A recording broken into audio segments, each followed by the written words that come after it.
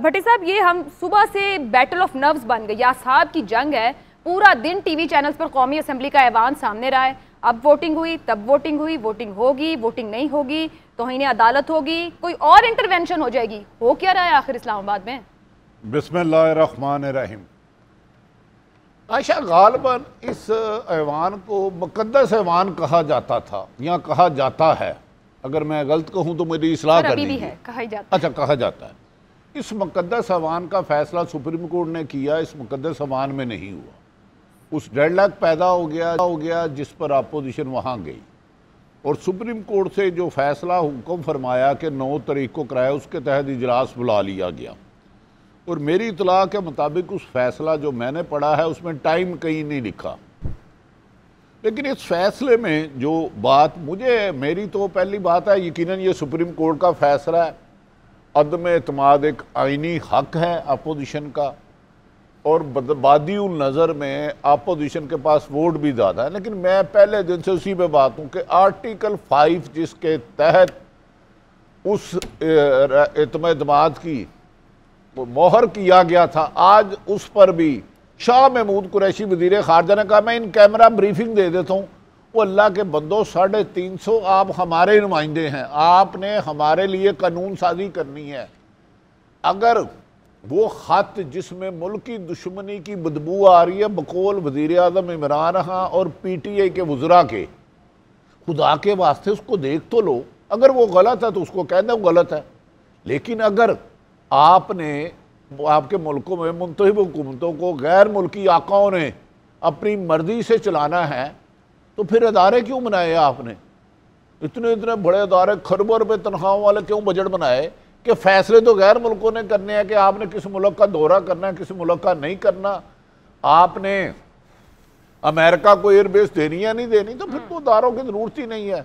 हाँ, इस पर मेरा ख्याल है स्पीकर साहब को ज़रूरी चाहिए कि वो सुप्रीम कोर्ट के ऑनरेबल जज साहबान ने जो हुक्म फरमाया है उसके मुताबिक वोटिंग कराए, ये उनका आईनी फ़र्ज है। भट्टी साहब, आपके ख्याल में क्या स्पीकर खुद फैसला नहीं ले रहे? स्पीकर का कंडक्ट और डिप्टी स्पीकर का कंडक्ट इसे एक माह में देखें, क्या वो इंडिपेंडेंट अपने माइंड से डिसीजंस ले रहे हैं या वो डिक्टेट हो रहे हैं?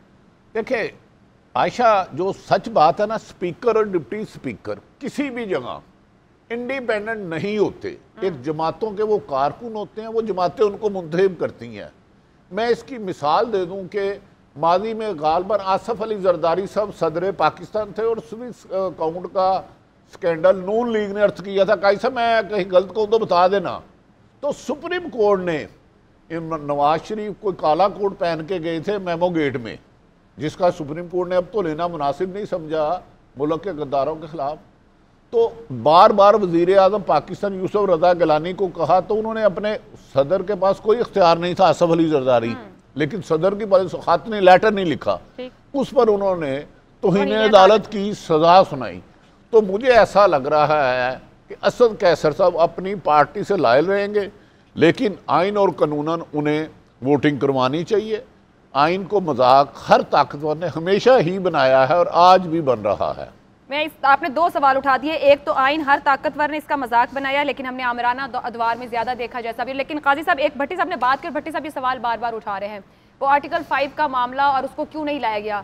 सर, सवाल आपसे ये है कि अदालत के पास तो सवाल ये गया या अदालत ने इस बात कर लिया कि आया डिप्टी स्पीकर इख्तियार रखता था, रूलिंग ठीक थी या नहीं, ये सवाल गया। कोई दरखास्त गुजार ये दरखास्त लेके पहुंचा ही नहीं कि इसको देखा जाए। दूसरी बात, जो खबरें आ रही हैं जो दफ्तर खारजा के सोर्सेज से भी, वहाँ कहीं भी कोई बात वो कहते हैं ऐसी नहीं है जिसमें साजिश की बात हो, या फिर एलामिया जो नेशनल सिक्योरिटी कमेटी का सामने आया वो भी किसी साजिश का जिक्र नहीं कर रहा। ये जरूर कहता है वो एलामिया के अनडिप्लोमेटिक लैंग्वेज और सख्त पैगाम, और ये नहीं, क्या पैगाम क्या था, जरा मेरी रहनुमाई फरमा दें ताकि सर उसमें अनडिप्लोमेटिक लैंग्वेज का इस्तेमाल क्या था। उनकी क्या डिमांड होगी ना कुछ? सर, जो उसके अंदर है वो कम्युनिकेशन के ऊपर सिर्फ एड्रेस, जो एलामिया की मैं बात कर रही हूं, नेशनल सिक्योरिटी जो आप देखिए, आप जराए की खबर को कोड कर रही हैं, मैं कह रहा हूं वजीर आजम ने सिक्योरिटी कमेटी के एलामिया की बात बता रही हूं। मैं वजीर आजम का कह रहा हूं, उन्होंने कहा कि उन्होंने बुला के कहा अगर इमरान खान की हुकूमत रही तो आपके लिए मुश्किलात में इजाफा होगा, अगर इमरान खान की हुकूमत ना रही, मैं ये हुकूमत को कोड कर रहा हूँ। सर देखिए, एक चीज है काजी साहब, आप भी इसको एड्रेस कीजिएगा कि जब कहीं भी हुकूमतें होती हैं, जैसे हमारे यहाँ से भी बहुत बार प्राइम मिनिस्टर इमरान खान ने कहा मोदी हुकूमत के साथ हम नहीं चल सकते, किसी भी हुकूमत के साथ कोई भी हुकूमत दूसरी हुकूमत को नहीं कंफर्टेबल समझती, तो ये पैगाम दे दिया जाता है जैसे अभी अमेरिका ने भारत को पैगाम दिया कि अगर आप रशिया के साथ ऐसे रवाबत बढ़ाएंगे तो नताइज आपको भुगतना होंगे।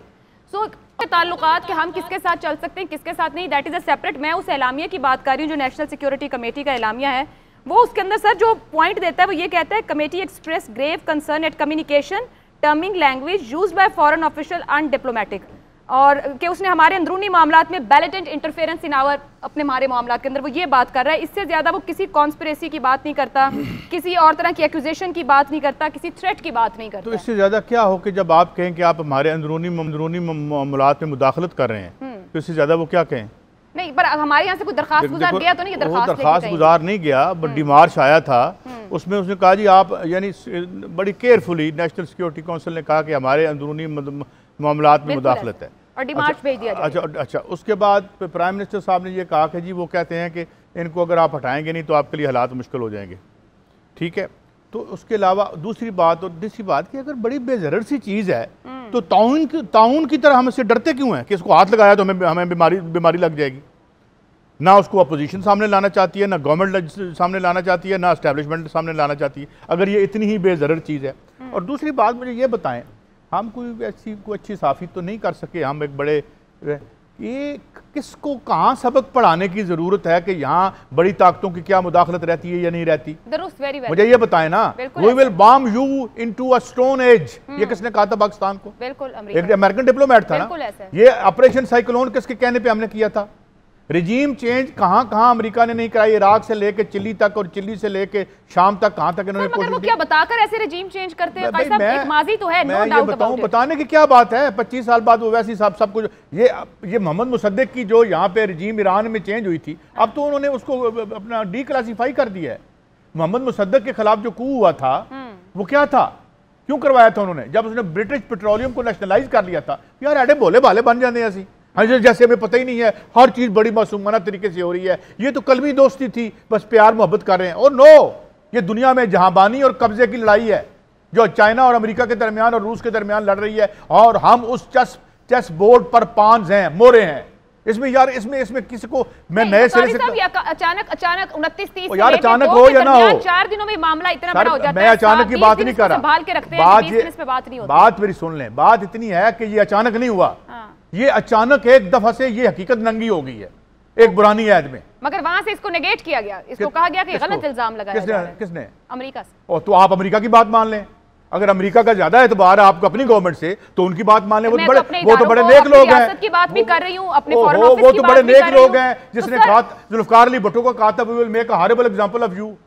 जिसने हमें कहा था ओए तुम बम मार के तुम्हें गारों के जमाने में भेज देंगे। मुशर्रफ के दौर में भी कहा था, मुशर्रफ के दौर में भी कहा था, क्योंकि सबके तो हमारी कोई रिश्तेदारी नहीं है ना मुशर्रफ से ना मियां नवाज शरीफ साहब से, हमारे लिए सारे एक जैसे हैं। तो मैं ये कह रहा हूं कि ये कोई राज की बात है कि हम इस बात को जो है बिलावजह मिटिगेट कर रहे हैं, बिलावजह इसको जो ट्रिवियलाइज कर रहे हैं। ये ट्रिवियलाइज होती तो बाहर लेके आ जाते ना, क्यों सीक्रेट एक्ट लग जाएगा, बाहर ना लेके आए? ये क्या है? क्या को हमारी ड्यूटी लगी हुई है कि हम ये साबित करें कि ये पीस ऑफ पेपर है, एक ट्रैश है, इसको उठा के रद्दी में फेंक दो? नो, यहां मुदाखलत होती है, हो रही है, हमेशा से होती है। आज नंगे हो गए हैं जब इनकी मीटिंग सामने आई है इन सब के, तो ये नंगा हो गए सारे। सब मीटिंग्स तो बहुत ज्यादा होती हैं, कैसे किसी की मीटिंग को कहा जा सकता है मीटिंग किस मकसद को है? हम नहीं कह सकते, लेकिन अगर आपको ये समझाना पड़ेगा हमें कि इतने तजर्बे के बाद कि जब एक सुपर पावर जो है वो अपने क्लाइंट स्टेट में मुदाखलत नहीं करती, तो मेरा ख्याल में फिर मुदाखलत करती है। मैं तो कह रही हूँ कि अभी दिसंबर में IMF के पैकेज के बाद जब मिनी बजट लाया गया तो हमें प्राइम मिनिस्टर समझा रहे थे कि कितना जरूरी है हमें ये सब कुछ लाना। आप ये नहीं मानती कि यहाँ पे मुदाखलत होती है? ये मुझे बताएं, ये कौन होते हैं ये जो जाके लॉबिंग करते हैं? ये लॉबिस्ट को कौन हायर करता है? कोई भी नहीं होते। मगर कोई भी नहीं होते। पैसा लगा रहे हैं आपके प्रोविंसेस के पैकेजेस के अंदर, वो जानना चाहते हैं कि क्या निजाम चल रहा है, निजाम नहीं चल रहा है, इसका इस्तेमाल होगा दुरुस्त या नहीं होगा। देखिए आयशा, लॉबिस्ट क्यों हायर करते हैं आप? अमेरिका में क्यों ये यहाँ है कि चिट जो है वो व्हाइट हाउस से मिलेगी यहाँ पावर में आने की? ये किसी से छुपी हुई बातें हैं, ऐसे नहीं है। देखिए मतलब है कि बहुत चीजों को डिफेंड किया जा सकता है, कुछ चीजें काबिल दिफा नहीं होती। बाहर की इंटरफेरेंस से ज्यादा अगर अपने घर के मामलात पे आ जाएं तो वो ज्यादा बेहतर होगा कि हमारे मतलब बाहर की इंटरफेरेंस गैर जरूरी तौर पर बाहर को आप माफ कर दें। नहीं, बाहर को माफी दे देते हैं सारे अंदर में। हाँ, ये मैं जरूर कहूंगा कि अंदर के यहाँ के जो सरमायादार यहाँ पे हुकूमत पर कब्जे में है, इनको जो है वो बैन लगाओ इन पे।